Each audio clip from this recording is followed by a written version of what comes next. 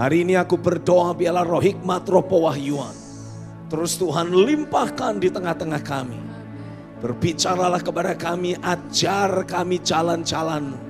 Impartasikan kepada kami pikiran-pikiran-Mu. Dan hari ini aku berdoa tidak ada satupun dari kami meninggalkan aula ini, mengakhiri session ibadah ini, dimanapun kami berada dengan sia-sia. Tapi setiap kami betul-betul alami ada kuasa roh yang bekerja. Ada kuasa firman yang bekerja dalam hidup kami. Jamah dan ubahkan kami sepenuhnya. Jadikan kami menjadi sosok pribadi seperti yang Kau mau. Ini hidup kami buka hati kami. Dan sebagai hamba Tuhan, aku tundukkan semua pikiran di bawah Kristus. Aku selaraskan setiap frekuensi kehidupan dengan frekuensi sorga. Demi nama Yesus. Yang percaya sama-sama katakan. Amin, amin, haleluya, haleluya. Saudara dipersilahkan duduk kembali. Pada hari-hari ini kita sedang terus berbicara tentang realita kesadaran akan Tuhan dalam hidup kita. Ketika kesadaran akan realita Tuhan terus mencengkeram pikiran dan hati kita, saya percaya engkau akan menjadi pribadi yang tidak mudah terprovokasi. Setuju, amin? Berita boleh memberitakan banyak hal yang membuat orang kecut hatinya dan takut. Tapi tidak dengan kita.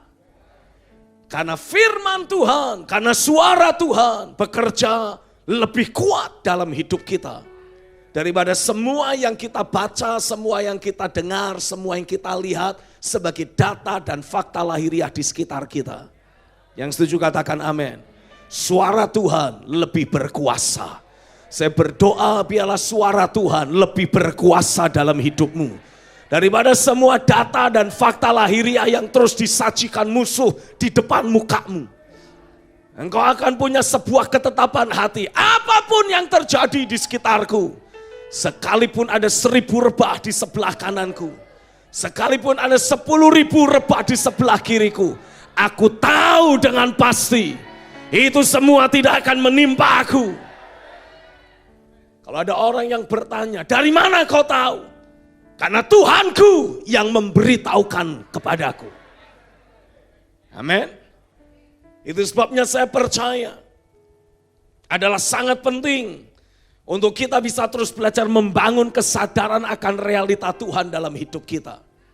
Sehingga posisi rohani kita tidak pernah ada di bawah untuk ditekan musuh.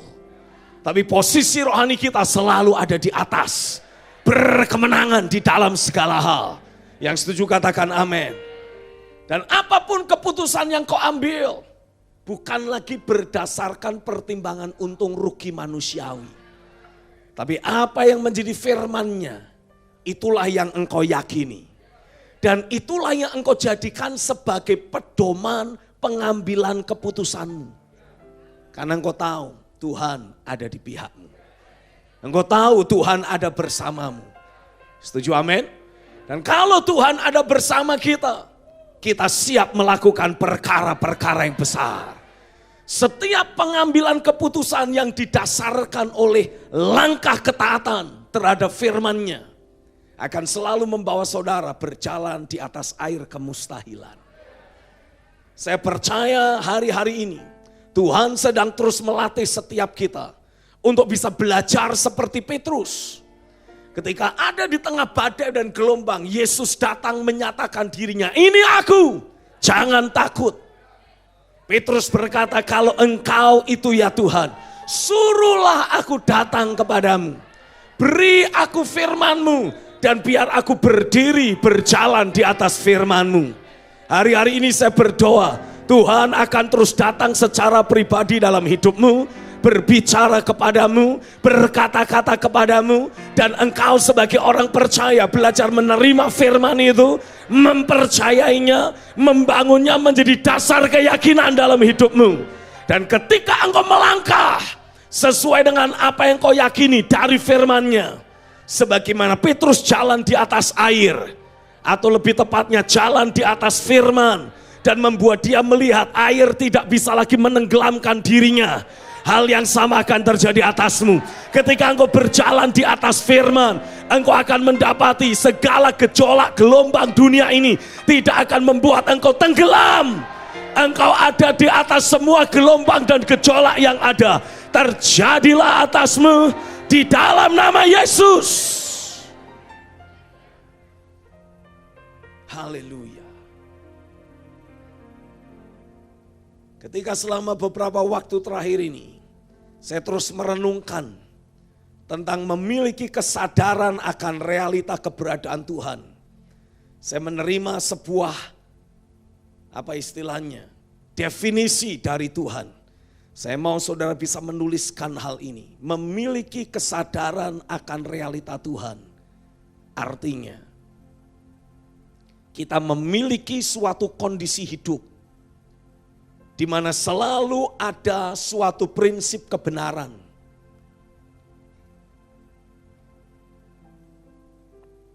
Saya ulangi, memiliki kesadaran akan realita Tuhan artinya kita memiliki suatu kondisi hidup di mana selalu ada suatu prinsip kebenaran.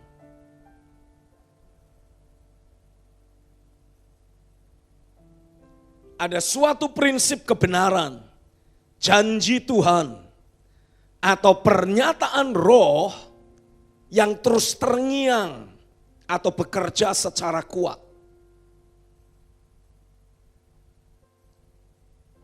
Menggores di dalam pikiran atau hati kita. Sehingga meskipun ada di tengah kesibukan, atau tantangan,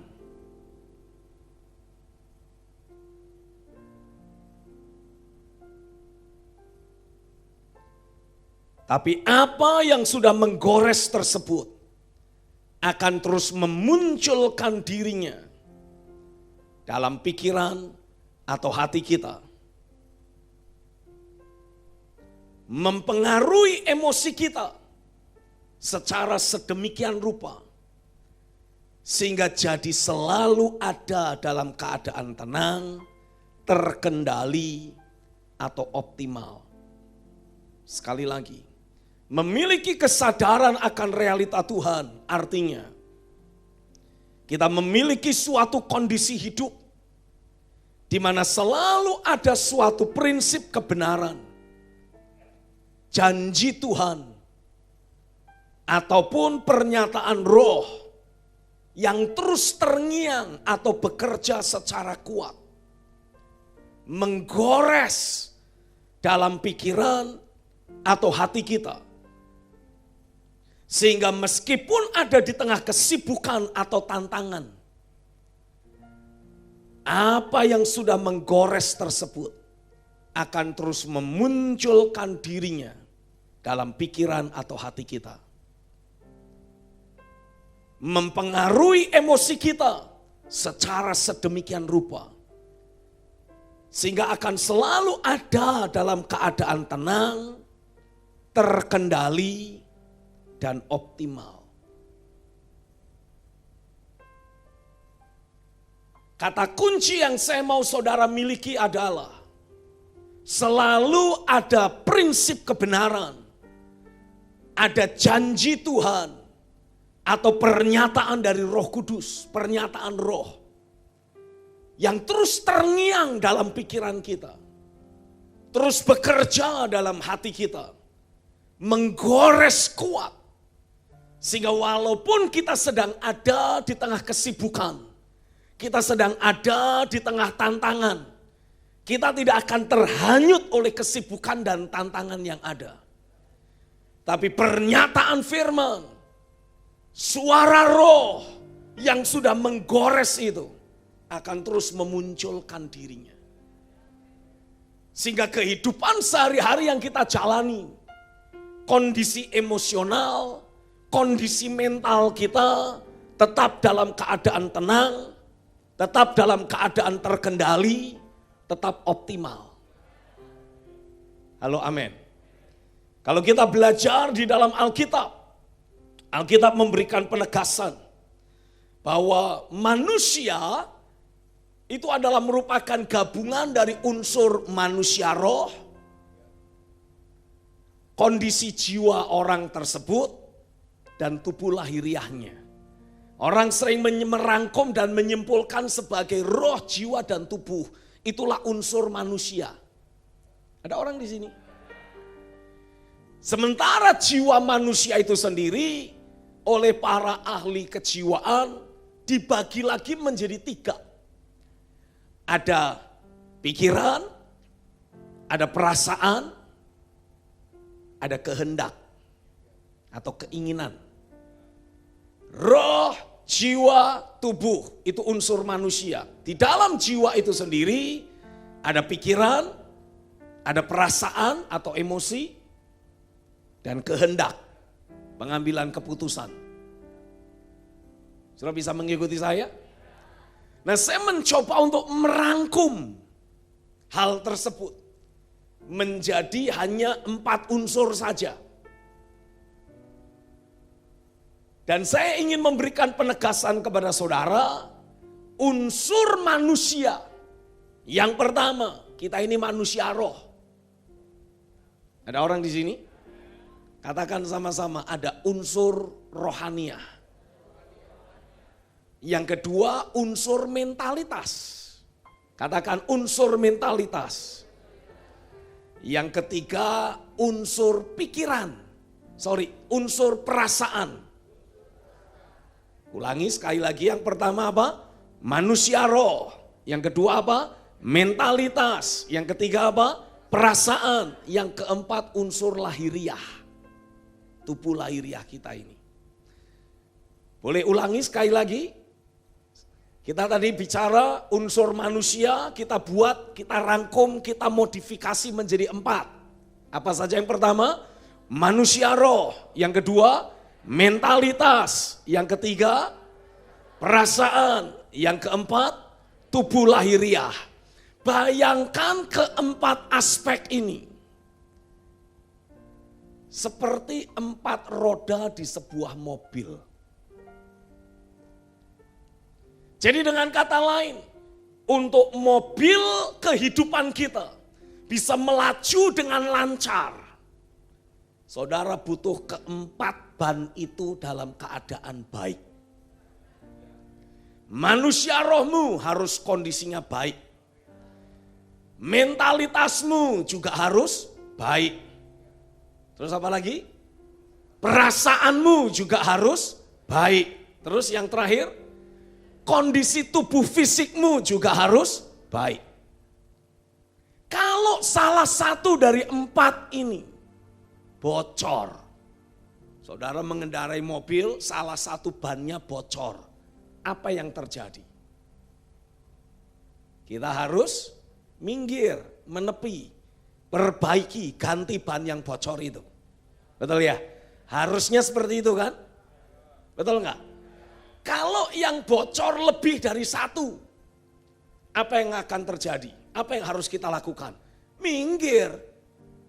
Lalu apa yang harus kita buat lebih lanjut? Panggil mobil derek. Ini kayaknya kayak gak pernah lihat mobil aja sih.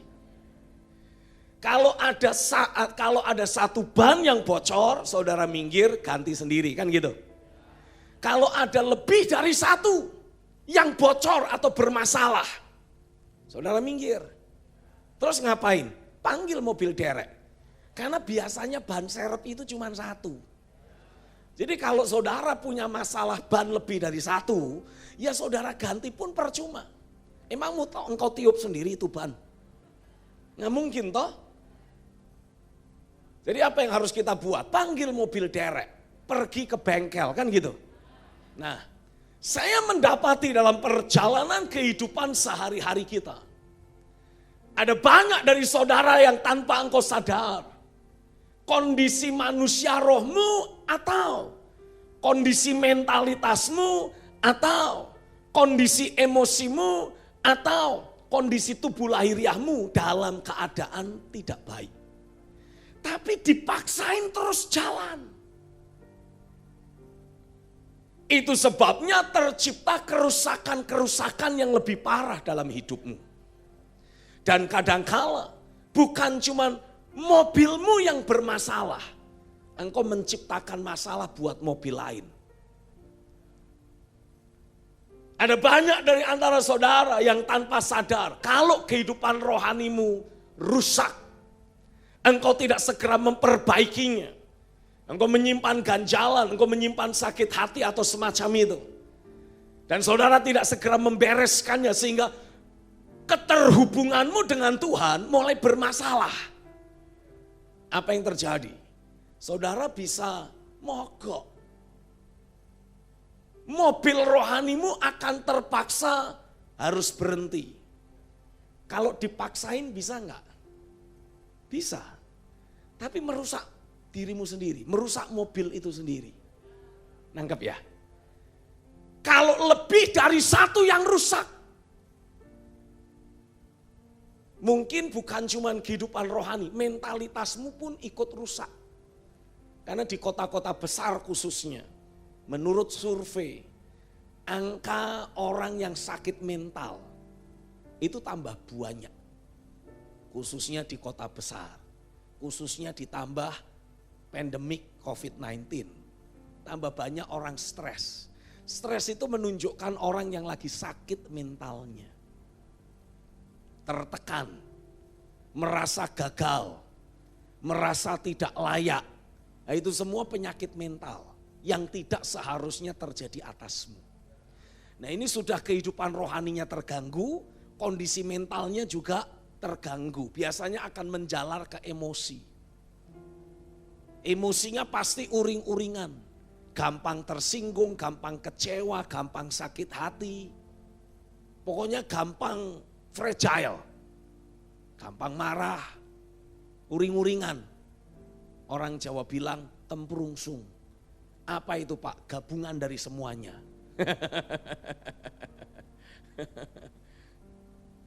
Nah, kalau seandainya 3 unsur dalam kehidupan manusia mengalami masalah, kalau dipaksain jalan terus bisa enggak? Bisa, wong selama ini ya banyak yang kayak gitu. Tapi apa yang terjadi? Merusak dirinya sendiri. Betul ya? Yang seharusnya dilakukan apa? Minggir. Panggil mobil derek. Siapa yang bisa jadi mobil derek di sini? Semua orang percaya. Harusnya bisa jadi mobil derek. Karena saudara memiliki solusi dalam hidupmu. Halo, amin. Karena ada Kristus dalam dirimu. Nah, repotnya ada banyak orang percaya yang juga perlu diderek. Karena tidak sedikit orang percaya yang punya masalah secara rohani. Tidak sedikit orang percaya yang juga punya masalah dalam mentalitas dan emosinya. Dan malah ada banyak orang percaya termasuk pendetanya yang kondisi fisiknya juga bermasalah. Manusia rohnya bermasalah, mentalnya bermasalah, emosinya bermasalah, fisiknya bermasalah. Deprok sudah. Tahu deprok? Udah berhenti gak bisa kemana-mana, gak bisa bergerak lagi. Kalau dipaksakan bisa enggak? Bisa. Tapi merusak semua-semuanya. Bukan hanya merusak mobil itu sendiri, merusak jalanan juga. Dan kadangkala bisa membahayakan pengendara mobil lain. Ini akhirnya jadi sumber masalah. Tapi berbeda kondisinya. Kalau saudara sebagai orang percaya, terus belajar berfokus untuk membangun realita keberadaan Tuhan dalam dirimu. Kalau kesadaran akan realita Tuhan ada dalam dirimu, engkau akan selalu alami. Di tengah ada masalah emosional, firman muncul. Ketika firman muncul, apa yang terjadi? Firman akan memulihkan emosimu. Firman akan menyembuhkan emosimu. Saya pernah lihat film. Ini dalam filmnya kisahnya jagoannya lagi nyetir mobil ditembakin musuh. Musuh nembak kena satu bannya meledos, duar. Tapi dengan ajaib dalam hitungan detik, mobil itu seperti bisa repair himself. Bannya balik lagi, melaju lagi. Kayaknya di film. Tapi ternyata sudah ada di realita. Ada satu merek mobil tertentu. Kalau saudara kena paku bannya meledos, itu dalam hitungan detik mobil bisa nambal bannya sendiri. Keren. Keren ya? Tapi itulah yang seharusnya saudara punya. Kemampuan itu yang saudara punya. Suka tidak suka ketika kita menjalani kehidupan sehari-hari kita dalam kondisi dan keadaan yang semakin gelap, semakin kelam seperti sekarang ini. Mau tidak mau, engkau suka tidak suka akan mendapati ada saja satu dari ban kehidupanmu yang akan terkena paku kehidupan. Bikin bocor, bikin kempes. Di tengah pandemik seperti sekarang, perang berita, perang opini itu terlihat sangat nyata. Ada sebagian orang yang menjadi sangat ketakutan. Nah, ada sekelompok orang lain lagi yang justru hidupnya jadi sembrono. Nah, kita nggak boleh dua-duanya. Setuju ya? Kita nggak perlu jadi paranoid, tapi kita juga tidak boleh jadi sembrono. Pemerintah menganjurkan tutup muka. Pemerintah anjurkan cuci tangan nggak ada salahnya. Ya, boleh tutup muka tapi harus tetap bersuara. Ini bukan tanda pemberangusan. Ini cuma menjagai supaya kalau saudara ngiler nggak kena orang lain. Hanya itu saja. Dropletmu nggak nyebar kemana-mana. Ya, tapi bukan untuk memberangus dirimu. Oh come on. Makanya kalau dengar firman walaupun diberangus harus tetap bersuara. Kasih respon amin. Nah, Tuhan tidak mengendaki kita menjadi sembrono, tapi juga tidak mau jadi paranoid. Normal saja. Setuju ya? Amin ya? Jaga kesehatan, ya sudah sewajarnya. Jaga kebersihan, ya memang sewajarnya begitu. Just do it. Jadi ketika secara mental engkau melihat sekelilingmu mengalami ketakutan, mengalami intimidasi, mengalami kekecewaan, mengalami tawar hati. Engkau tidak perlu alami hal seperti itu. Ada firman yang terus terngiang, ada firman yang terus berbicara, menggores kuat dalam hati dan pikiranmu. Sehingga engkau tahu pengambilan keputusan yang tepat yang harus kau lakukan. Tidak dipengaruhi oleh ketakutanmu. Tidak juga dicemari oleh pikiran-pikiran manusiawimu yang sudah terpengaruh oleh data-data dan fakta lahiriah yang memang musuh ingin sajikan di depan matamu. Tapi engkau bisa terus memegang pikiran Kristus. Oh come on. Engkau bisa terus melangkah dalam pikiran Kristus. Mentalitas seseorang sangat dipengaruhi oleh paradigma yang dia punya. Apa yang menjadi input dalam dirimu, yang mempengaruhi pengambilan keputusanmu, mempengaruhi caramu memberi makna, caramu menilai segala sesuatu. Pastikan paradigma hidupmu dipengaruhi oleh firman. Bukan oleh data dan fakta yang secara lahiriah sedang terus diekspos oleh musuh. No. Katakan sama-sama, paradigma hidupku harus terbangun dari firman. Loh Pak, tapi seringkali firman itu tidak masuk akal karena bertentangan dengan fakta dan data yang ada. Justru itulah, kalau saudara memilih lebih percaya kepada firman, engkau akan hidup dalam mujizat. Apa itu mujizat? Wujud campur tangan Tuhan yang dalam kedaulatannya membawa engkau tidak lagi terpengaruh oleh hukum-hukum alam yang ada di dunia ini. Menurut hukum alam, Kalau orang kena flu paling sedikit seminggu baru sembuh. Tapi mujizat mengatakan dalam hitungan jam engkau beres. Itulah mujizat, campur tangan Tuhan, kedaulatan Tuhan.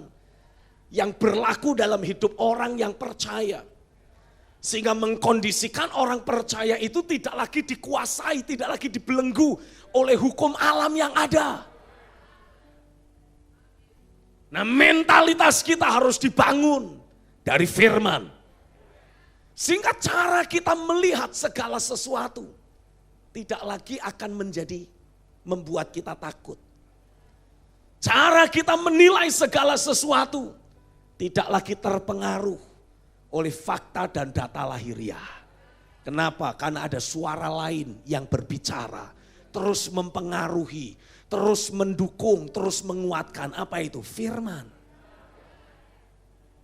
Oh, saya berdoa biarlah firman akan terus terngiang dalam hidupmu.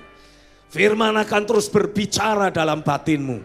Firman akan terus menggores kuat di dalam batinmu. Haleluya. Bagaimana caranya supaya firman itu terus terngiang, terus menggores kuat. Gak ada alternatif lain. Saudara harus goreskan dalam dirimu. Ini saya kasih tahu, ini saya pegang lap ya, untuk keringat. Tapi kalau saya terus goreskan seperti ini, lambat laun, walaupun ada baju yang saya kenakan, lambat laun, ini akan menciptakan seperti satu garis. Karena saya terus goreskan, mengikuti garis yang sama terus. Di tubuh saya akan bisa muncul warna merah. Kenapa? Karena terus digosok, terus digoreskan. Oh come on.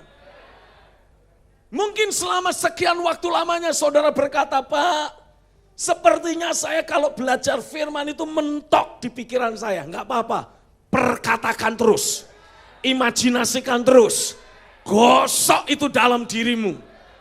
Lambat laun kalau engkau mau bertekun itu akan tergores kuat. Amin. Di masa lampau, kalau orang dalam keadaan perang ketangkep dan kemudian ingin diinterogasi, disiksa duluan. Saudara tahu yang terjadi. Kadang-kala orang itu enggak digebukin.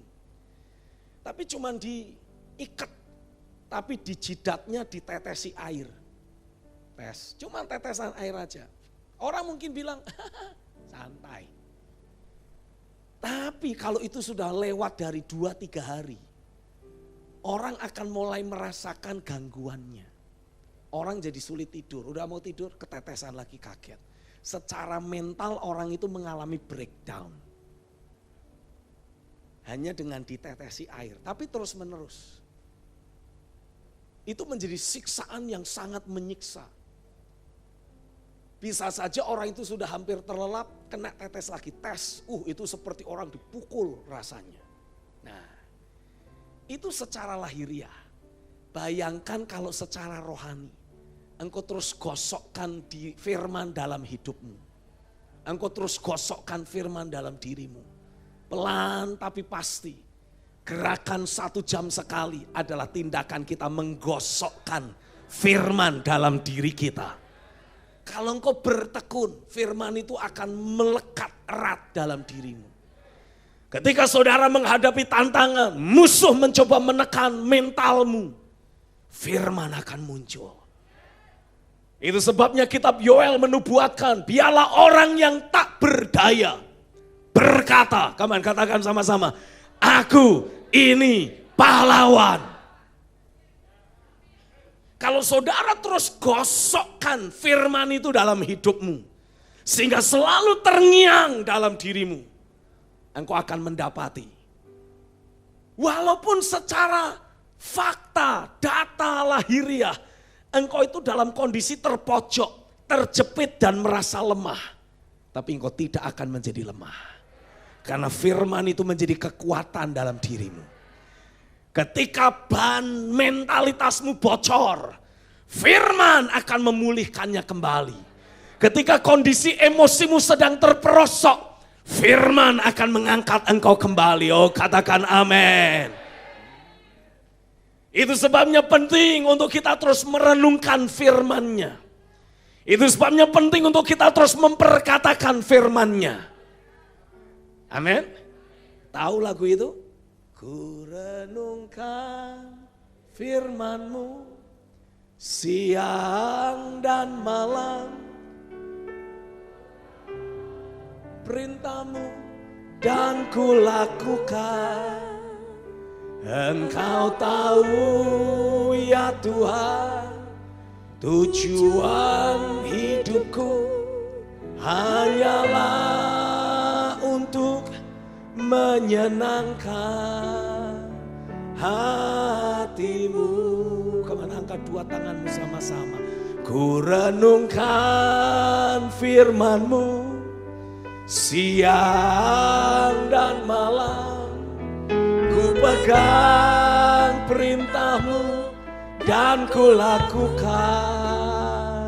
Engkau tahu ya Tuhan, tujuan hidupku hanyalah untuk menyenangkan hati-Mu. Sekali lagi, ku renungkan firman-Mu siang dan malam, ku pegang perintah-Mu dan ku lakukan. Engkau tahu ya Tuhan, tujuan hidupku hanyalah untuk menyenangkan hati-Mu. Kalau saudara rindu menyenangkan hati Tuhan, oh saya berdoa, biarlah hati yang haus dan lapar akan kebenaran sekali lagi Tuhan impartasikan. Sekali lagi Roh Kudus tanamkan dalam hidupmu, mengkondisikan, membuat engkau menjadi sosok pribadi yang selalu merindukan firman-Nya, selalu merenungkan firman-Nya, menggosokkan firman dalam hidupnya. Ora kata sekrap tamalaka. Karena firman Tuhan jelas menegaskan pada mulanya adalah firman. Firman itu bersama-sama dengan Allah. Dan firman itu adalah Allah sendiri. Kalau saudara terus menggosokkan firman dalam hidupmu, engkau sedang mengkondisikan kesadaran akan realita Tuhan semakin terbangun dalam dirimu. Dan kalau Tuhan ada di dalammu, firman itu ada di dalammu, setiap kali engkau menghadapi sesuatu, firman itu akan memunculkan dirinya. Engkau selalu punya posisi yang berkemenangan di dalam segala hal. Engkau menghadapi sesuatu yang menakutkan. Oh, firman yang sudah engkau gosokkan berkali-kali dalam hidupmu, yang berkata, jangan takut. Aku adalah yang awal dan yang akhir dan yang hidup, akan mulai memunculkan dirinya dalam dirimu. Membuat ketakutan jadi sirna. Ketakutan adalah manifestasi dari kegelapan. Tapi terang, di dalam firman ada terang. Oh, come on. Amin, saudara. Ketika firman itu datang, kehidupan ilahi memunculkan diri, terang pun bermanifestasi. Kegelapan akan sirna, ketakutan hilang dari dirimu. Itu sebabnya penting untuk setiap kita. Oh, sekali lagi saya mau tegaskan, penting untuk setiap kita betul-betul mengkondisikan diri. Terus gosok hidupmu dengan firman. Karena ketika engkau terus gosok hidupmu dengan firman-Nya, engkau akan selalu mendapati firman itu akan membawa engkau menikmati realita Tuhan. Engkau ada di sekumpulan orang. Engkau melihat 1.000 orang rebah di sebelah kananmu. Ada 10.000 yang lain rebah di sebelah kirimu. Tapi engkau bisa tetap tegak berdiri. Engkau tidak takut. Engkau tidak tergoda untuk merebahkan diri. Karena firman-Nya menopangmu. Bangun kesadaran akan realita Tuhan.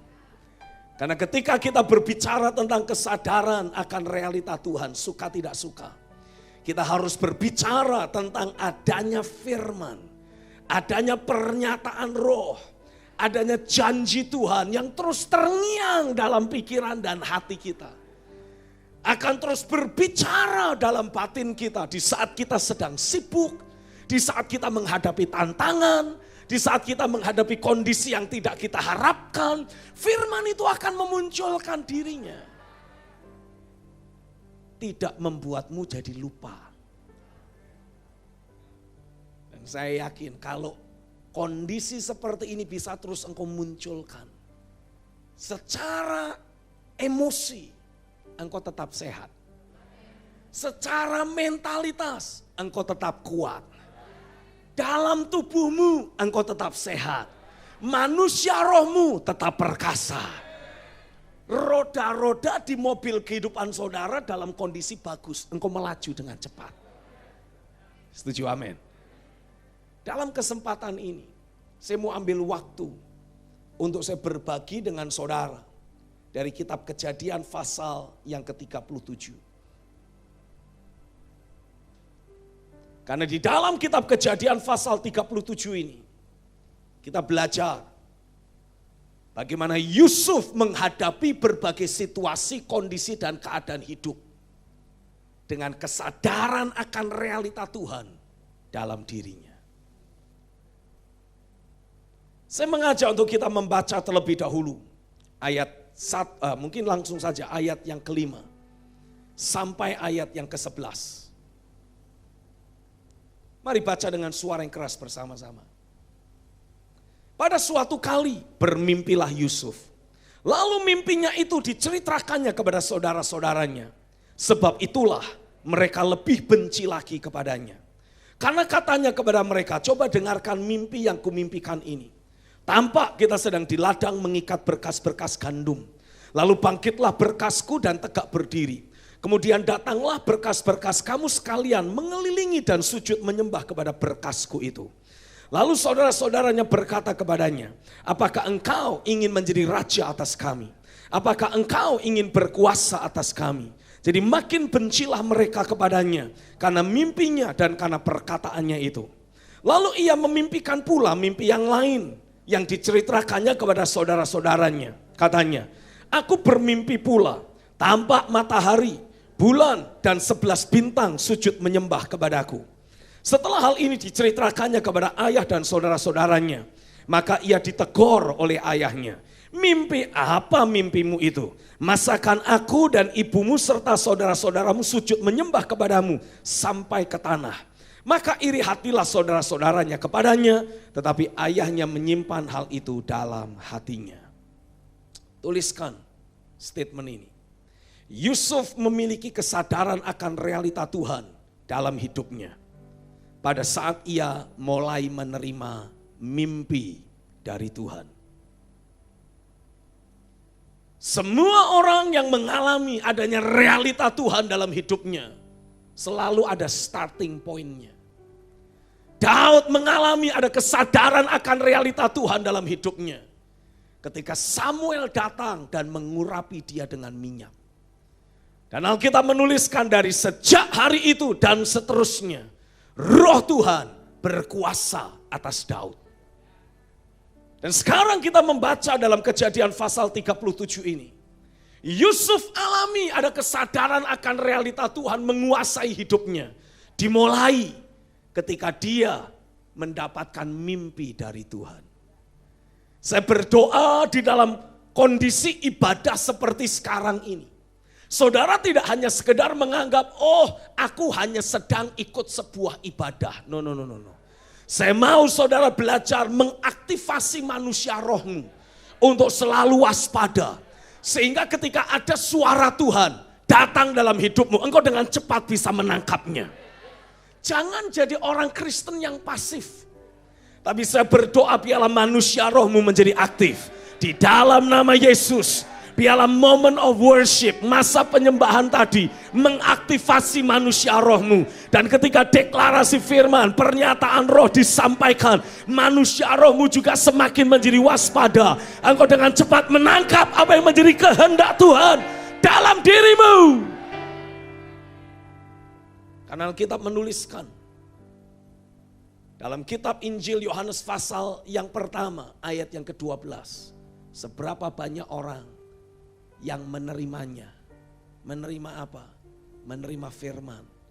Diberinya kuasa supaya menjadi. Kata menerima di sana. Seberapa banyak orang yang menerima firman, menerimanya. Kata menerima di sana ditulis dengan kata Yunani yang punya arti menangkap dengan tangannya. Firman selalu dilepaskan. Tapi saudaralah yang harus dengan aktif menangkap firman itu untuk dirimu. Nah, ketika Yusuf dalam keadaan tertidur, dia mendapatkan mimpi. Dia tidak melupakan mimpi itu begitu saja. Dia menangkap message yang ada di dalam mimpi itu. Nah, saya mau ketika firman juga datang dalam hidupmu seperti ketika engkau ibadah seperti sekarang. Atau ketika saudara melihat rekaman ini kembali suatu hari. Atau ketika saudara sedang membaca Alkitab secara pribadi. Atau ketika engkau sedang doa secara pribadi. Saya percaya ada banyak hal yang Tuhan ingin sampaikan kepada saudara. Dan ketika Tuhan berkata-kata lewat rohnya, tangkap firman itu. Jangan biarkan tercecer. Tangkap firman itu, gosokkan dalam dirimu. Mulai perkatakan firman yang dia berikan kepadamu. Mulai perkatakan setiap kata-kata yang Tuhan sampaikan kepadamu. Gosokkan dalam hidupmu kuat-kuat. Oh come on, katakan amin. Semua mimpi yang Yusuf terima menjagai dirinya untuk bebas dari sakit hati. Walaupun sering diperlakukan saudara-saudaranya dengan semena-mena. Bahkan ketika dia membawa makanan untuk saudara-saudaranya. Alkitab menceritakan semua mereka menangkap Yusuf, buang ke sumur. Lalu ketika diangkat, dijual jadi budak. Tindakannya jahat bukan? Betul? Tapi Alkitab tidak menuliskan Yusuf sakit hati. Tidak dituliskan Yusuf punya ganjalan dan kepahitan. Itu sebabnya Tuhan menyertai dia. Dalam pasal yang ke-39 kalau saudara baca, lihat sekali lagi. Kejadian 39 ayat yang kedua, tetapi Tuhan menyertai Yusuf. Dalam pasal 39 ayat yang pertama dituliskan Yusuf dibawa ke Mesir. Dan Potifar orang Mesir, pegawai istana Fir'aun, kepala pengawal raja, membeli dia dari tangan orang Ismail yang telah membawa dia ke situ. Yusuf masuk ke Mesir sebagai budak. Dibawa masuk ke rumah Potifar sebagai budak. Tapi Alkitab menulis dengan jelas walaupun status sosialnya adalah budak. Tetapi Tuhan menyertai Yusuf. Tidak ada sakit hati, tidak ada kepahitan yang dibawa oleh Yusuf. Oh come on. Itu sebabnya kalau kita kaitkan dengan ban mentalitas atau ban emosional. Peristiwa buruk yang Yusuf alami. Sanggup mencabik-cabik emosinya. Sanggup menghancurkan mentalitasnya. Tapi karena ada firman yang terus menyelimuti. Ada firman yang terus terngiang. Ada firman yang terus berbicara. Yusuf tidak mengalami breakdown. Dia justru mengalami breakthrough. Saya berdoa mulai dari sejak hari ini. Roh terobosan ilahi, spirit of breakthrough akan terus ada dalam hidupmu. Terus bekerja dalam dirimu. Terus menghantarkan engkau melewati semak duri, onak duri, ular beludak, kalajengking. Dan itu semua tidak lagi membahayakan engkau. Sebaliknya engkau injak-injak semua itu. Karena ada kasut kerelaan memberitakan Injil. Ada kehidupan yang diselimuti oleh firman-Nya. Terjadilah di dalam nama Yesus. Tuhan membawa saya untuk melihat. Ketika firman terus menguasai pikiran dan hatimu, itu sama saja engkau seperti mengenakan sepatu. Bukan sepatu yang tipis, tapi sepatu yang tebal.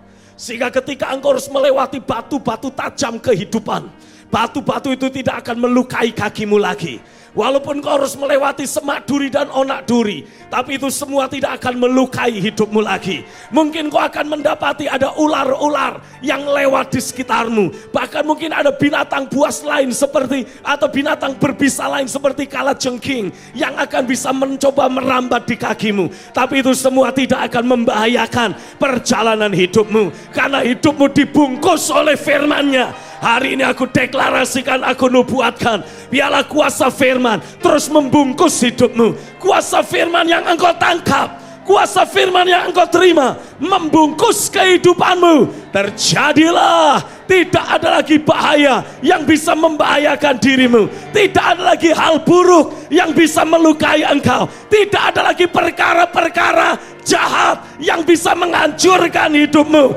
Hidupmu dibungkus oleh firman-Nya. Terjadilah di dalam nama Yesus. Sengat maut telah dikalahkan. Maut telah ditelan dalam kemenangan.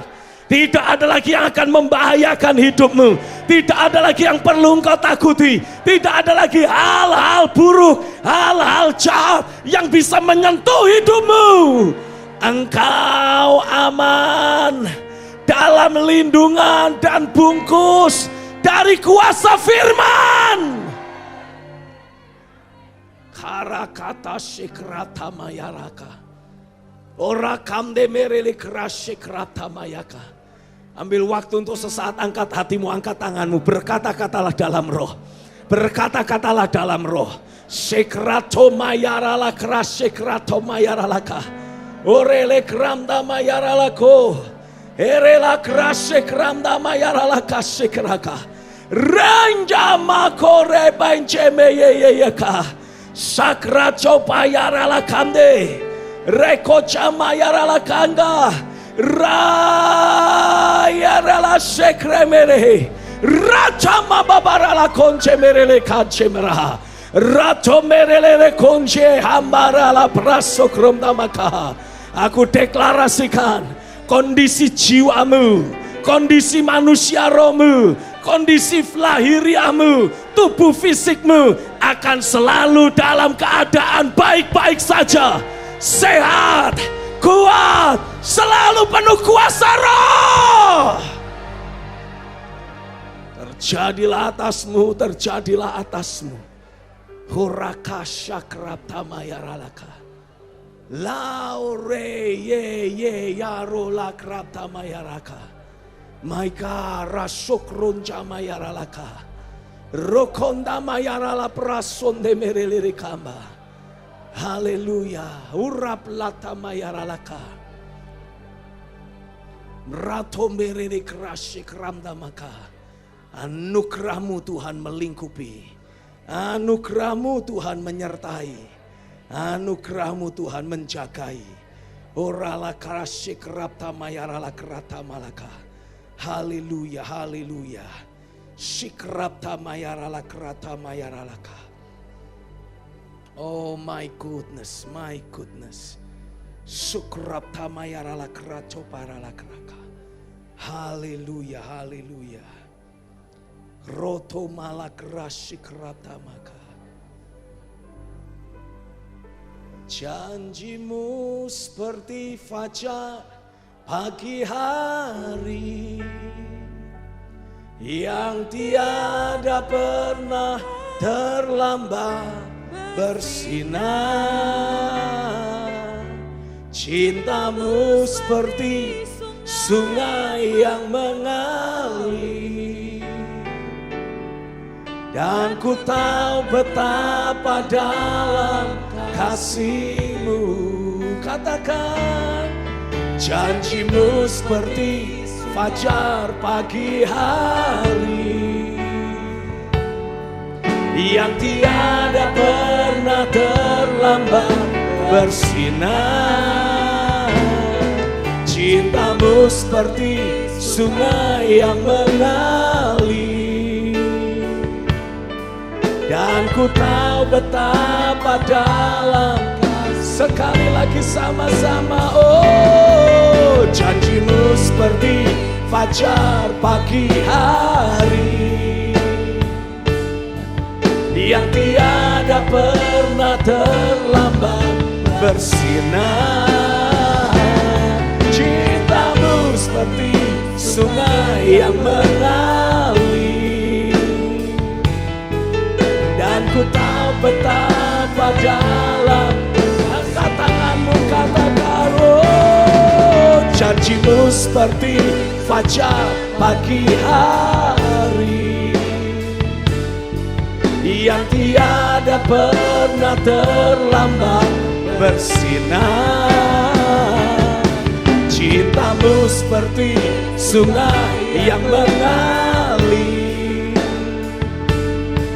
dan ku tahu betapa dalam kasih-Mu. Ketika kesadaran akan realita Tuhan terus menguasaimu, ketika engkau menghadapi hal-hal yang tidak engkau inginkan, firman itu akan memunculkan dirinya dan akan membackup dirimu. Ketika ku hadapi kehidupan ini, jalan mana yang harus ku pilih? Ku tahu ku tak mampu, ku tahu ku tak sanggup. Hanya Kau Tuhan tempat jawabanku. Aku pun tahu ku tak pernah sendiri. Oh yes, saat Engkau Allah yang menggendongku, membelaiku, cintamu memuaskanku. Kau mengangkatku ke tempat yang tinggi. Nyatakan janjimu seperti fajar pagi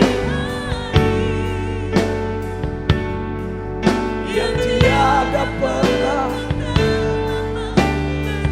Oh, Shabbat kota pada kasih kelapangan. Rikam demarin dorala nebe. Janjimu seperti, oh, aku berdoa arah hati kami selalu tertuju kepada firman-Mu, hanya kepadamu.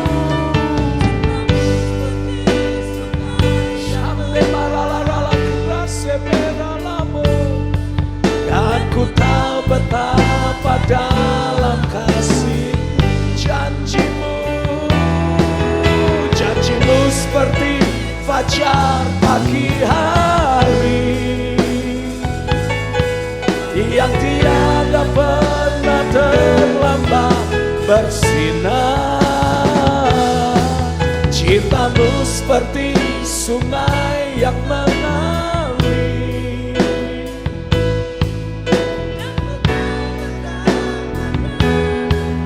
sekali lagi janjimu.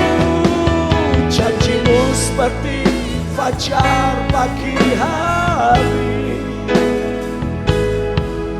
yang tiada pernah terlambat bersinar.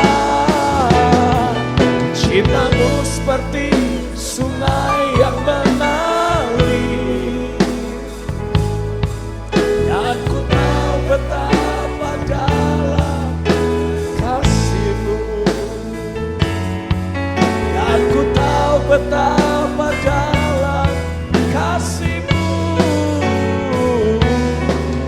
Dan ku tahu betapa dalam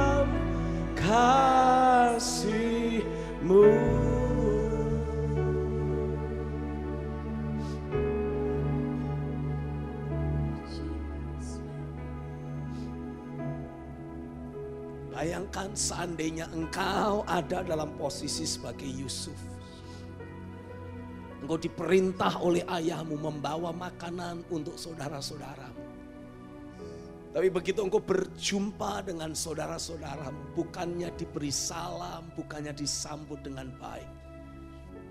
Justru baju, jubah yang kau pakai dikoyak-koyakkan. Dan engkau sendiri dibuang ke dalam sumur.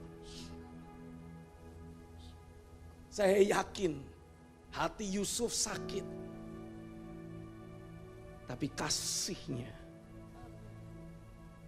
memulihkan dan menyembuhkan hati Yusuf. Tidak ada sakit hati, tidak ada kepahitan. Mungkin dia bertanya-tanya.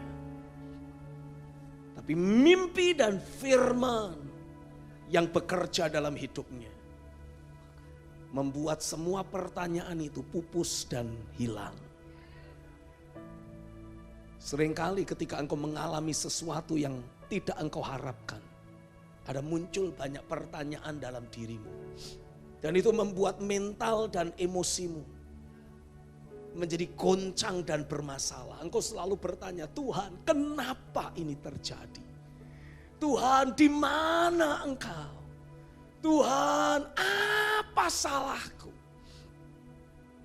Saya yakin Yusuf pun memiliki berbagai pertanyaan itu dalam benaknya. Tapi firman yang dia terima, yang dia terus pegang teguh, membuat pertanyaan-pertanyaan itu tidak lagi menghantui dirinya. Saya berdoa, kalaupun dalam hidupmu engkau mengalami ada banyak peristiwa yang tidak engkau harapkan terjadi. Muncul banyak pertanyaan dalam batinmu. Tapi aku berdoa, pertanyaan-pertanyaan itu engkau hentikan dalam dirimu. Karena apapun pertanyaan yang engkau ajukan, dijawab seperti apapun juga, engkau tidak akan pernah puas. Karena sebetulnya yang engkau inginkan adalah tidak perlu terjadi ada peristiwa yang buruk atau tidak engkau inginkan. Tapi hari ini aku berdoa, tangan kuasa Tuhan terus bekerja atasmu. Ketika Yusuf dibawa naik ke permukaan oleh saudara-saudaranya, dia justru dijual sebagai budak. Saya percaya kembali muncul pertanyaan dalam hidup Yusuf. Tapi Alkitab tidak pernah mencatat Yusuf sakit hati. Tidak pernah ditulis Yusuf marah kepada saudara-saudaranya. Alkitab menuliskan, ketika dijual menjadi budak di rumah Potifar, Tuhan menyertai Yusuf.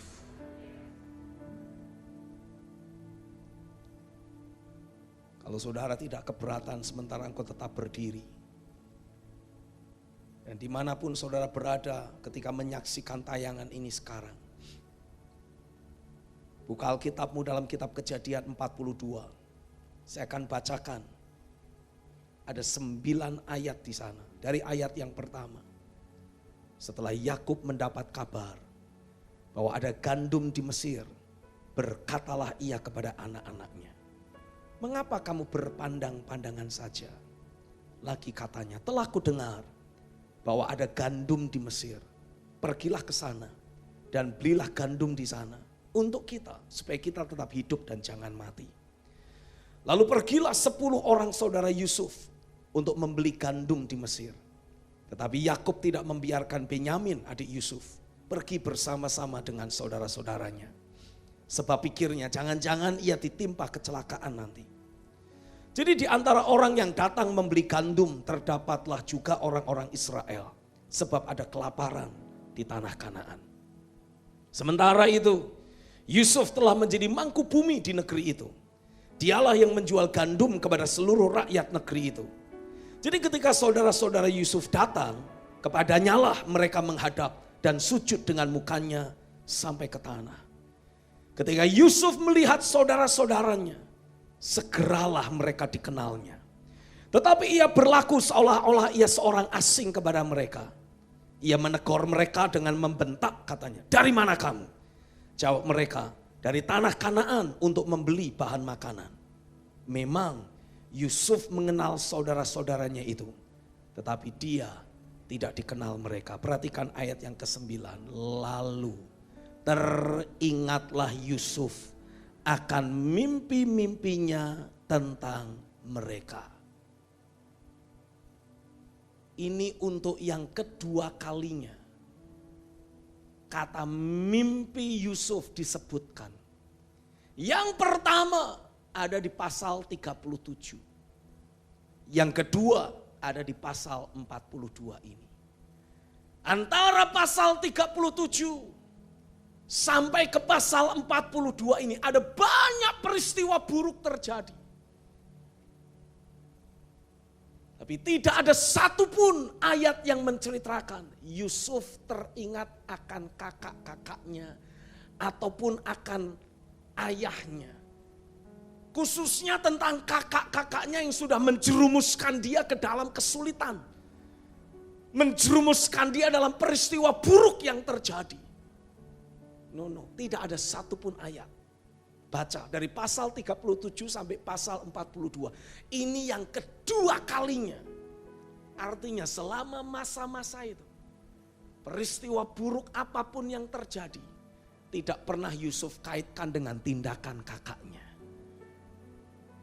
Firman yang dia terima menggores kuat dalam batinnya. Terus muncul, terus terngiang. Terus menahan dirinya untuk tidak menjadi kepahitan, sakit hati.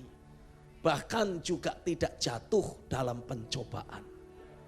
Karena kalau saudara mundur ke pasal 39. Kalau saudara membaca dalam pasal yang ke-39.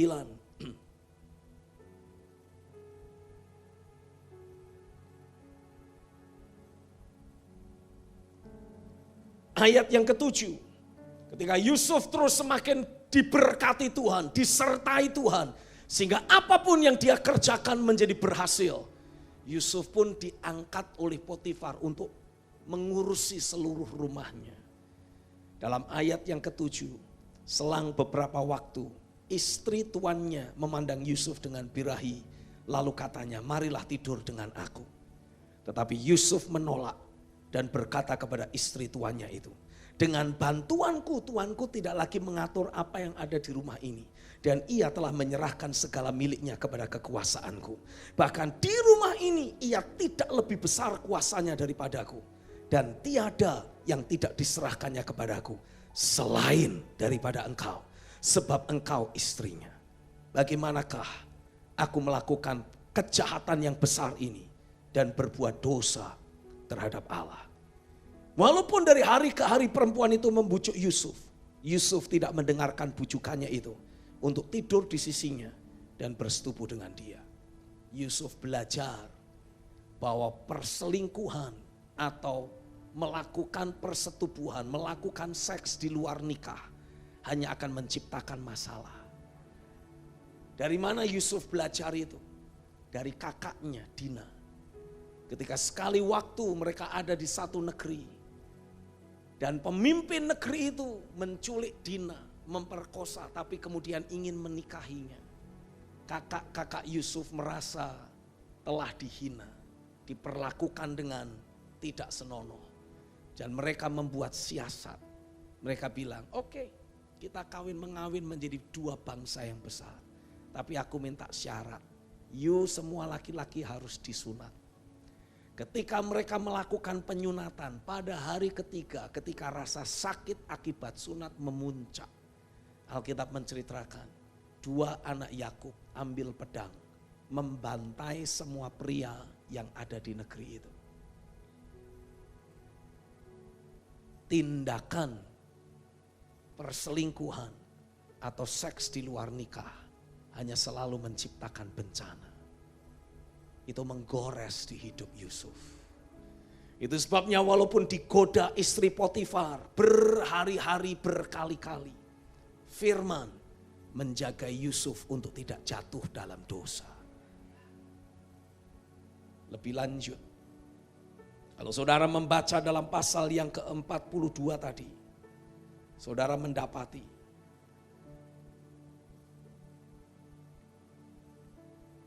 Tidak ada satu ingatan pun akan saudara-saudaranya yang mengusik hati Yusuf. Karena firman menguasai batinnya. Saya ajak lihat satu ayat lagi. Pasal yang ke-50. Ketika saudara-saudara Yusuf melihat bahwa ayah mereka telah mati. Kejadian 50 ayat 15.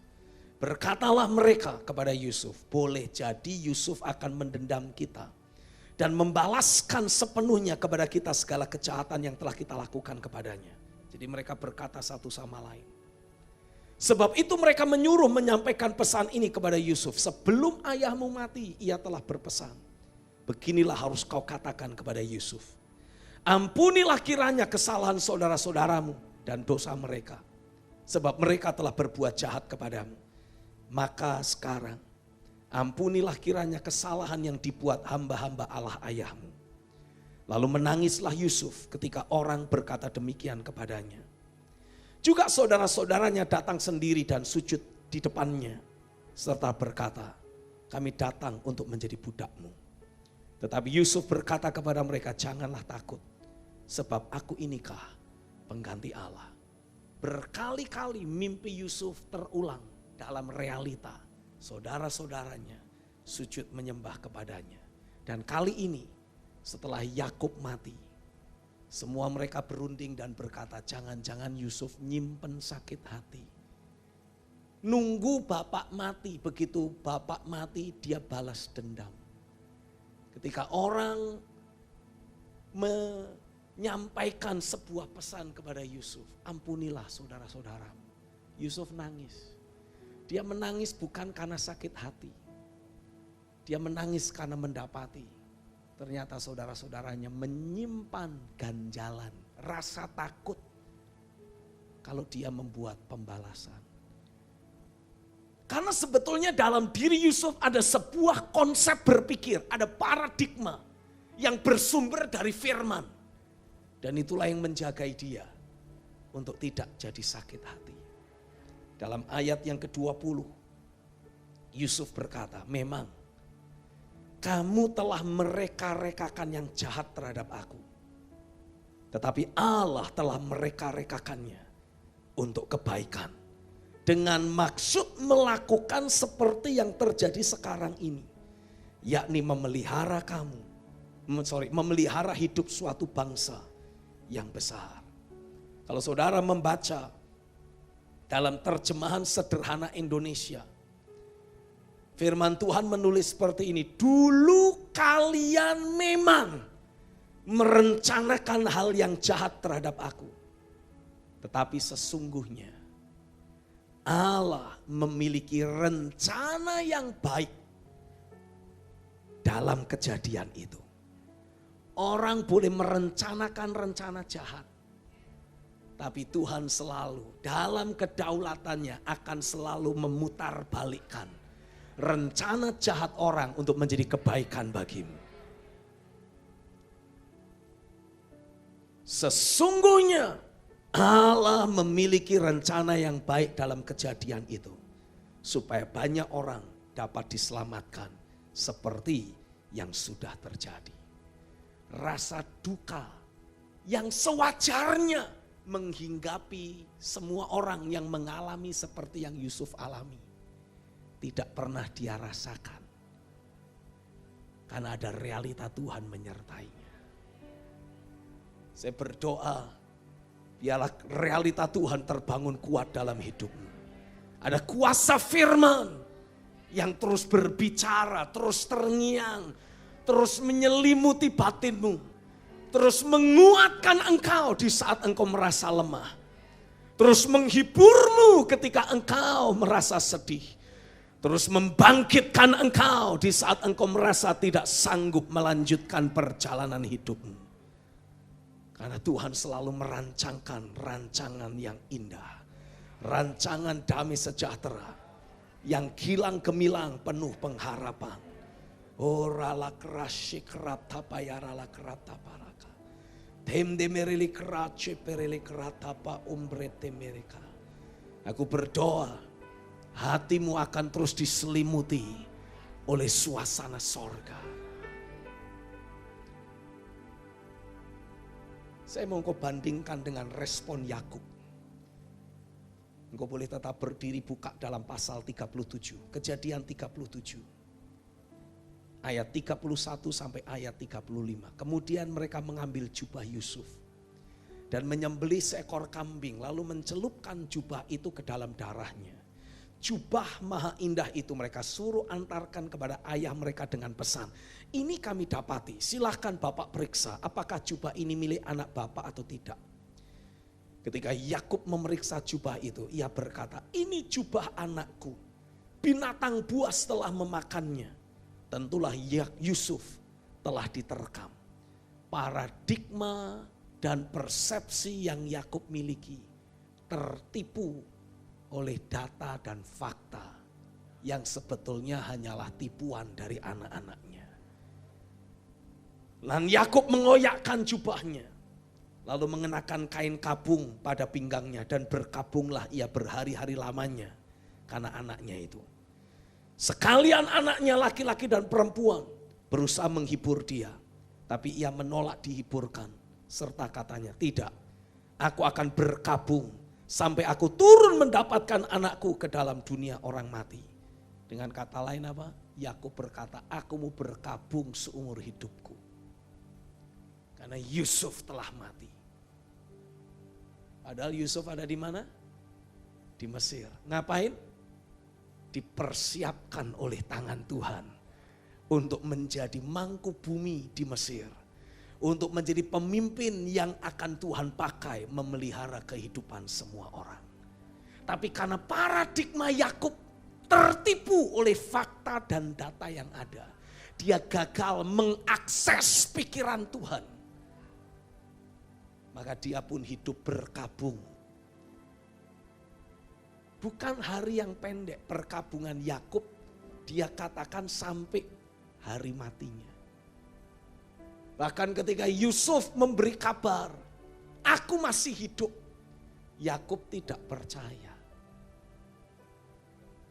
Because this is too good to be true, kata Yakub. Ini terlalu bagus untuk jadi realita. Mana mungkin anakku kok jadi pemimpin di Mesir. Dia udah mati. Tapi ketika dia melihat kereta-kereta yang Yusuf kirimkan, bangkitlah kembali semangat Yakub. Hari ini saya berdoa, matamu bisa melihat tangan Tuhan yang bekerja. Ora kata shikrap tamala krap tamaka. Aku berdoa, Tuhan buka mata hatimu.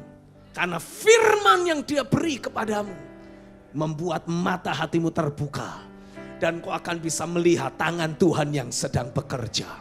Dan kau akan bisa melihat perkara-perkara ilahi di balik setiap hal buruk yang mungkin sedang ada di sekitar hidupmu. Di balik pergulatan dan pergumulan ataupun tekanan masalah yang sedang menimpamu, engkau tetap bisa melihat tangan Tuhan yang beracara. Tangan Tuhan yang sedang bekerja, menggendongmu, memberi engkau kekuatan, memberi engkau anugerah, memberi engkau kemampuan menghadapi apa yang harus kau hadapi. Dan dengan firman-Nya engkau mengubah fakta yang ada. Nah, aku berdoa kesadaran akan realita Tuhan terus terbangun atasmu. Kuasa firman terus berbicara, terus terngiang, terus bekerja dalam dirimu. Shikratamayaralaka. Apa yang kau alami mungkin tidak engkau mengerti.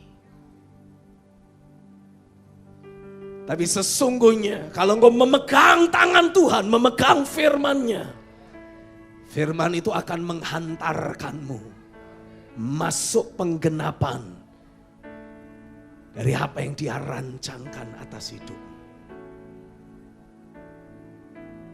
Oh, pramde mereli kerashikraba.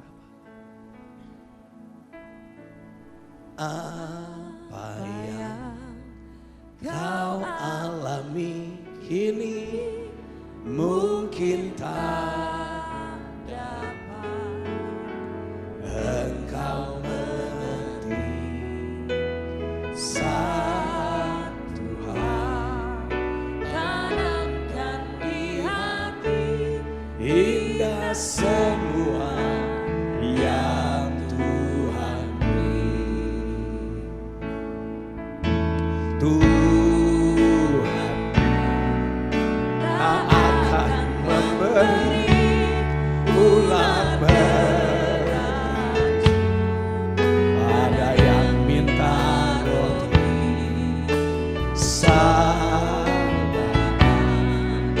tanam kau alami, tak melebihi kekuatan. Tangan Tuhan sedang merendah suatu Karya yang aku lihat, saatnya kan tiba nanti. Kau lihat pelangi kasih-Nya. Saya berdoa Roh Kudus bekerja, membuka mata hatimu, membawa engkau untuk belajar memahami bahwa tangan Tuhan sedang bekerja atasmu. Yang harus engkau lakukan hanyalah menumbuhkan kesadaran akan realita Tuhan. Tangkap firman-Nya yang sedang Dia lepaskan saat ini atasmu. Gosokkan dalam dirimu. Teruslah perkatakan, imajinasikan penggenapan firman itu sampai hatimu berkobar-kobar. Yusuf tidak mengalami kepahitan, Yusuf tidak mengalami kekecewaan. Tapi tangan Tuhan terus menyertai dia. Karena firman itu terus terngiang dalam dirinya. Dia gosokkan. Ora kata syentemaka. Menjagai dia dari berbagai pencobaan. Menolong, memampukan dia terus hidup dalam kebenaran. Dan terima promosi dari sorga. Haleluya. Apa yang kau alami kini mungkin tak dapat engkau mengerti. Cobaan yang engkau alami tak melebihi kekuatanmu. Tuhanmu tak akan memberi ular beracun pada yang minta roti. Satu hal tanamkan di hati, indah semua yang Tuhan. Tangan Tuhan sedang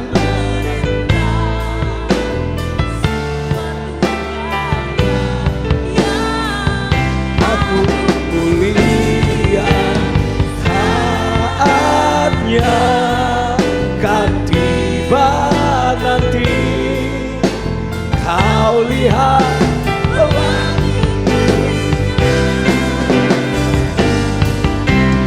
tangan Tuhan sedang merendah suatu karya yang aku mulia. Saatnya kan tiba nanti.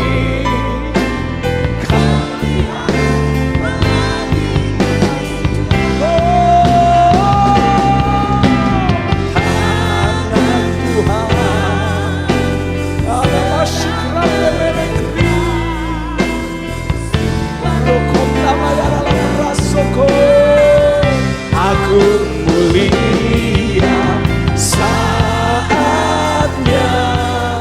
kan tiba nanti. Kau lihat pelangi kasih-Nya. Angkat dua tanganmu. Tangan sedang merendah suatu karya yang aku mulia.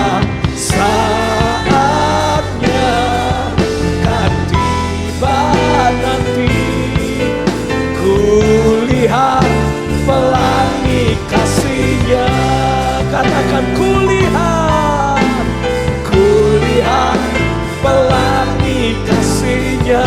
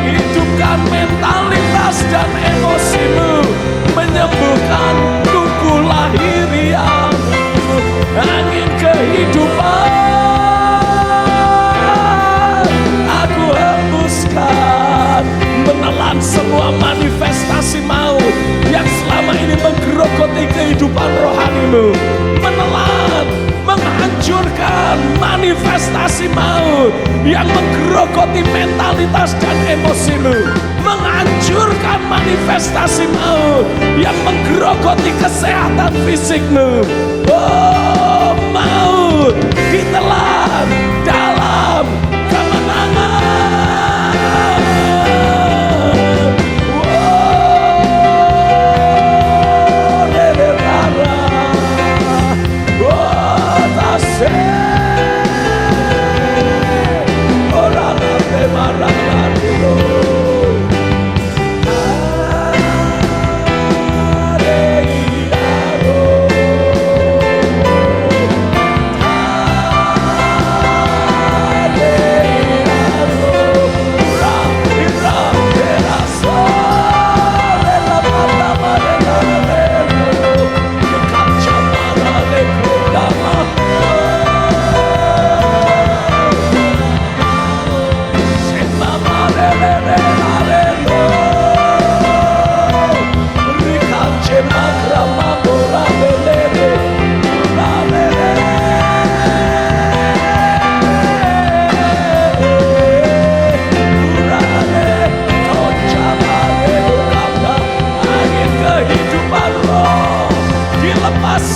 dihembuskan, menghidupkan dirimu, membangkitkan engkau kembali menjadi prajurit yang perkasa, sehingga engkau berkata, aku ini pahlawan.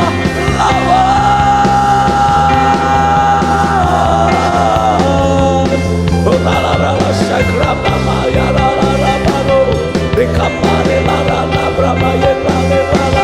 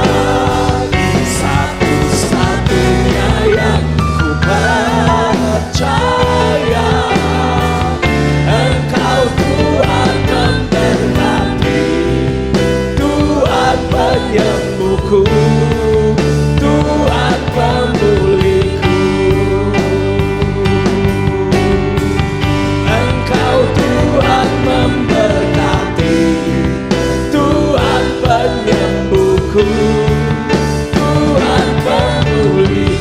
Sama-sama deklarasikan Engkau Tuhan Tuhan penyembuhku, Tuhan pemulihku.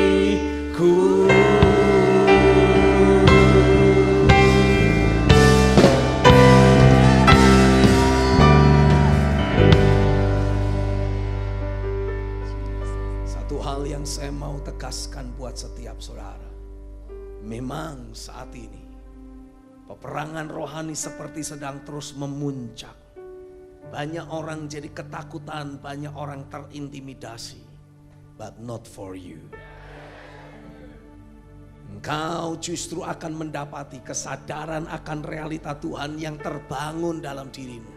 Karena engkau dengan tekun, katakan dengan tekun, menggosokkan firman dalam batinku.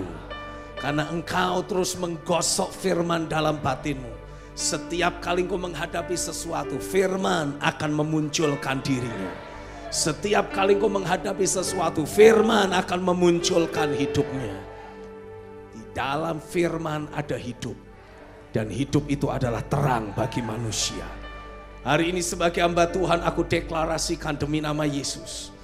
Masa-masa dan era engkau terintimidasi oleh musuh telah berakhir. Tidak akan pernah terjadi lagi. Di dalam dirimu ada firman. Di dalam dirimu engkau terus gosokkan firman itu sampai hatimu berkobar-kobar. Itu sebabnya tidak ada lagi ketawaran hati. Tidak akan ada lagi intimidasi. Tidak akan ada lagi rasa lemah, rasa tak berdaya, rasa tidak layak dalam dirimu. Namun yang ada dalam batinmu adalah roh yang berkobar-kobar, roh yang menyala-nyala, roh terobosan ilahi, roh kemenangan terimpartasi, bermanifestasi dalam hidupmu sehari-hari. Terjadilah di dalam nama Yesus. Mulai hari ini, hai jemaat, hai hamba-hamba Tuhan, bangkitlah, jadilah terang, nyatakan kemuliaannya, nyatakan kuasanya, nyatakan kerajaannya. Dalam nama Yesus hidupmu tidak akan pernah sama lagi. Sebaliknya hidupmu akan mempengaruhi banyak orang. Sebagaimana Daud mempengaruhi banyak orang yang sedang terintimidasi. Engkau juga akan dipakai Tuhan, memberi pengharapan baru, memberi keyakinan yang baru kepada semua orang yang sedang terintimidasi.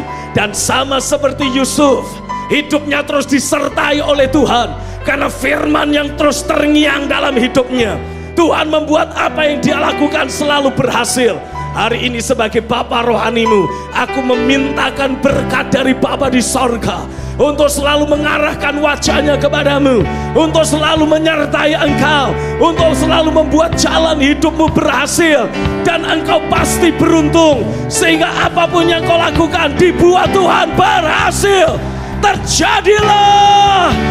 Aku menghancurkan siklus kekalahan, aku menghancurkan siklus kematian, aku menghancurkan siklus kegagalan.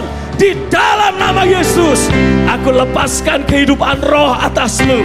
Aku impartasikan, aku aktivasi siklus kemenangan, siklus keberhasilan, siklus terobosan, siklus kebangkitan. Terjadilah di dalam nama Yesus. Oh, berikan tepuk tangan dan sorak-sorai, sorak-sorai, sorak-sorai. Haleluya, sorak-sorai.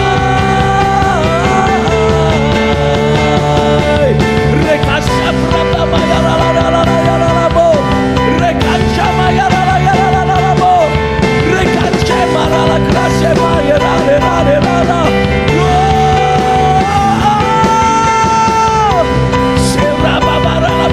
Come on, ikuti saya berdoa dalam roh. Rekasya marala krasya bayar la-la-la-la-la-la. Ula-la-la krasya bayar la-la-la-la-la-la. Aku pukul mundur atmosfer kekalahan. Aku pukul mundur atmosfer intimidasi. Aku pukul mundur atmosfer ketakutan. Aku lepaskan roh kehidupan, membangkitkan, memberi keberanian, memberi keperkasaan, memampukan engkau melakukan terobosan yang engkau butuhkan, memampukan engkau menjalani hari-harimu di dalam roh yang berkemenangan. Terjadilah, terjadilah.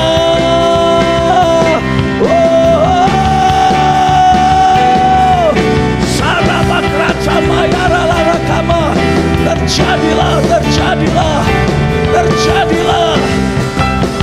Urala kerasya keranda madurala keraja mayarala. Urala keraja mayaralaka. Samde berela rame. Terjadilah.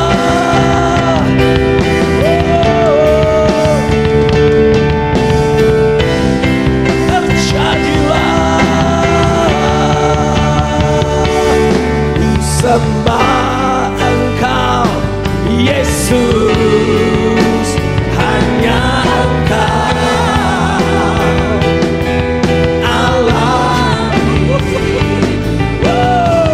Tiada yang lain, tiada yang lain, hanya Engkau, hanya Engkau Tuhan selamanya.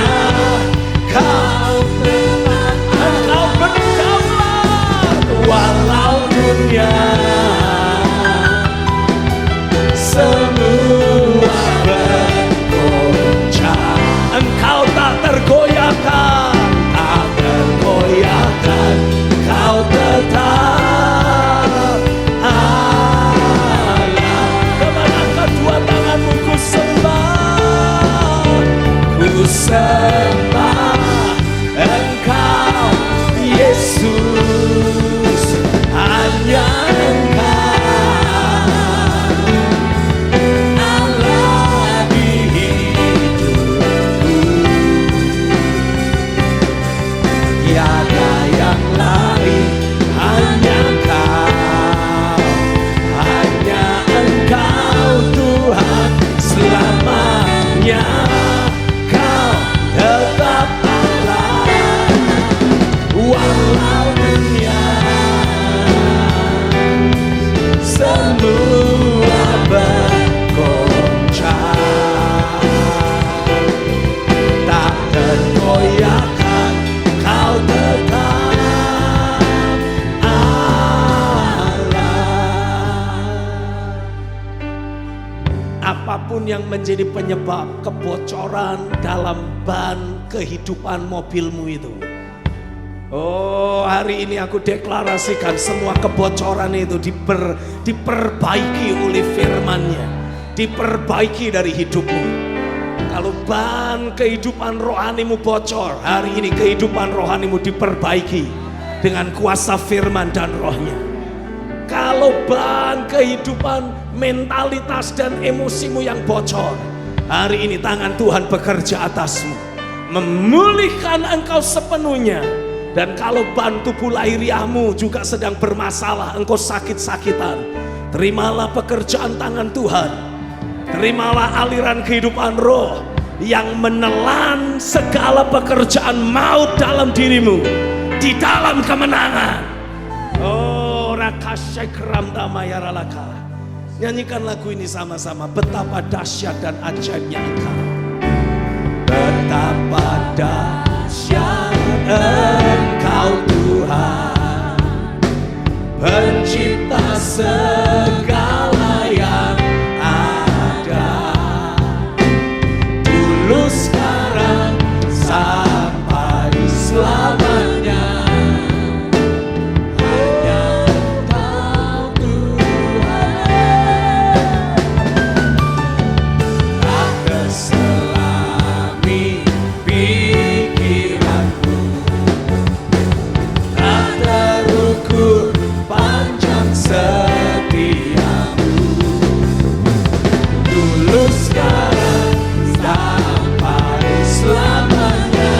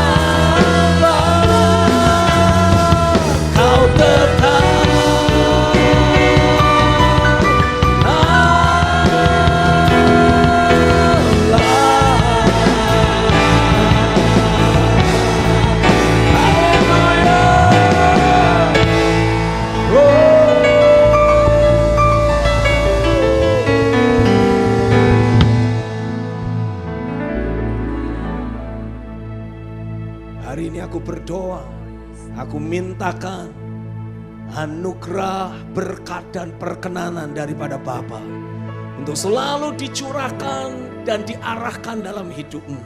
Selalu tertuju kepada kehidupan sehari-harimu. Dan kuasa firman yang terus bekerja dalam batinmu akan mengaktifasi pekerjaan Roh Kudus. Menjagai hidupmu, memastikan engkau selalu berkemenangan dalam segala hal. Tidak pernah terintimidasi, tidak pernah lagi bisa ditekan oleh musuh. Sebaliknya dalam keperkasaan roh, engkau akan bangkit untuk melakukan perkara-perkara yang besar. Membuat banyak terobosan terjadi. Itulah porsimu di dalam Tuhan. Demi nama Yesus, yang percaya sama-sama katakan amin. Berikan tepuk tangan dan sorak-sorai bagi Tuhan. Haleluya.